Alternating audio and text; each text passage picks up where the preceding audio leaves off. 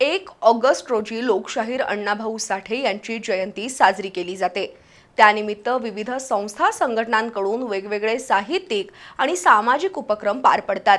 शिवाजी विद्यापीठानं हा जयंती दिवस लेखन प्रेरणा दिन म्हणून साजरा करावा अशी मागणी मानवतावादी सांस्कृतिक चळवळ या संघटनेनं केली आहे।